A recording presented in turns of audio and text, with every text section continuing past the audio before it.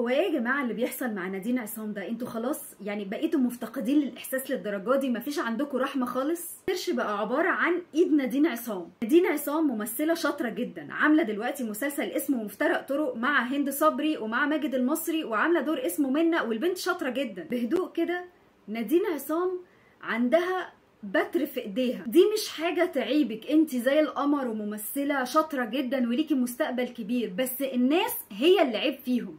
كل ما بتيجي تصور تيك توك ولا حاجه انت ايدك فيها ايه؟ انت مركبه ايد صناعيه، هي فين ايدك؟ في الاول خالص خليتوا البنت تنزل الكم بتاعها لتحت، ودايما فيديوهاتها بتبقى الكم نازل على الايد، تمام؟ دلوقتي من كتر ما انتوا الكومنتات بتاعتكم بقت جارحه جدا، البنت قفلت الكومنتات عندها. يا ريت اللي يتكلم على منى يتكلم على شطارتها في التمثيل او الدور اللي هي عاملاه دلوقتي وناجحه فيه، ما يتكلمش على حاجه هو ملوش دعوه بيها. مالكوش دعوه يا جماعه، ما تبقوش حشريين كده، حاولوا تراعوا مشاعر الناس، خاصه ان البنت لسه سنها صغير.